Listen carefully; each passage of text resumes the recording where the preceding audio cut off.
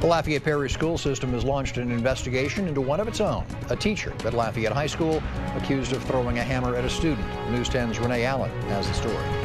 We want to keep the water running here, the water well, so yeah. Youngsville City Council moves to preserve their water system and avoid a $30,000 bill. I'm News 10's Darren Robert, and I'll have more on that coming up. And showers and thunderstorms are moving into the area. Details on your forecast coming up. From the KLFY 10 studio to the latest news, weather, and sports. On air, online, and on the go. This is Acadiana's Multimedia News. Hello, Acadiana. I'm Chuck Hugh. And I'm Darla Montgomery. Thanks for joining us tonight. A Lafayette Parish teacher is being accused of aggravated assault. Local authorities expect the educator to turn himself in tomorrow to police. Meanwhile, school district administrators released a statement of action. News 10's Renee Allen has more.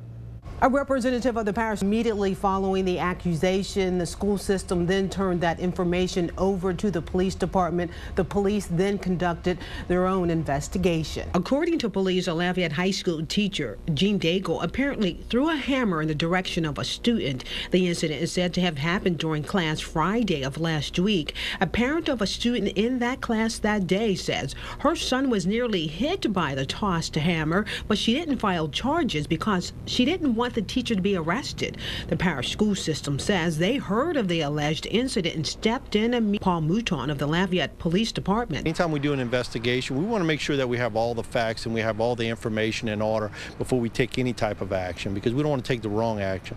Lafayette police say the police investigation is separate from what the school district is doing. Mouton says based on gathered police information, determination was made to issue a misdemeanor summons. We believe that the summons is the best way to resolve this incident because of the way the incident occurred, and as far as for the information that we have, we'll issue the summons to that individual for aggravated assault.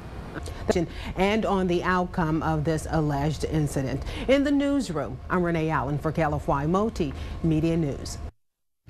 Another education news, a bus driver shortage in Lafayette Parish has some system officials asking board members to tweak what is required of applicants. On average, the Lafayette Parish school system has 30 substitute bus drivers, but with many full-timers retiring next year, the parish is looking to hire before they run into a problem. But in order to attract more applicants, a proposal has been made to suspend the high school diploma requirement for applicants. In case of quantity over quality, which could pose a safety risk. I don't feel that safety would be compromised. You know, the CDL is still a requirement, of course. They couldn't drive a bus otherwise. And these individuals would basically go through the training program that we have in place. If this proposed plan is approved by the school board, there would be a 6-month trial period to evaluate its success. Anyone interested in applying for a bus driving position is in school board office at 113. Of rain in some areas of Acadiana. Chief Meteorologist David Paul standing by now in the Weather Center with a look at what happens next. David. Well, we're tracking a cluster of showers and thunderstorms moving into Louisiana from Texas, and that will continue overnight, especially for areas north of Highway 190. Some light rainfall in Alexandria, but around DeRidder and points westward, some pretty good rainfall is occurring. That new yellow box popping up is a severe thunder until 4 o'clock in the morning, so a scattering of showers and storms pop up. Very mild to start, 71. Later tomorrow, 83, as we get a little rainfall here and there, and that rain threat continues into the weekend, and we could see some more severe weather. Details on that forecast in just a bit. Darla? All right, thanks, David. The city of Youngsville is receiving as much as 50% less water from one of its wells, and the city council tonight is allowing a preliminary cleaning to help boost up water volume. But if that does not work, the city could be shelling out tens of thousands of dollars. News 10's Darren Robert has more on the water troubles in Youngsville.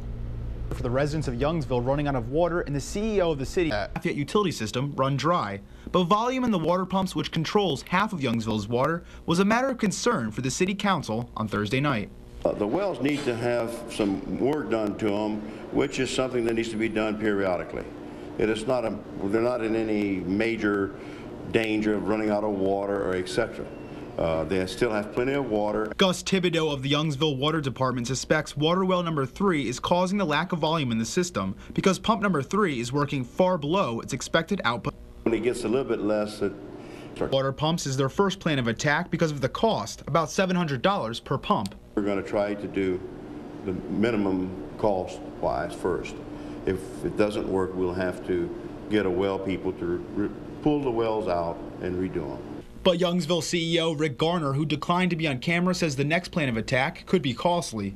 As of Thursday afternoon, Garner estimates that digging up, cleaning up, and fixing up the water well could cost the city upwards of $30,000. Thibodeau agrees with Garner on the possible water pump repair, but is confident the cleanings, which will start next week, will fix the problem. And even if all the water pumps need work, there is still 250,000 gallons of water supply in the tower and backup from LUS.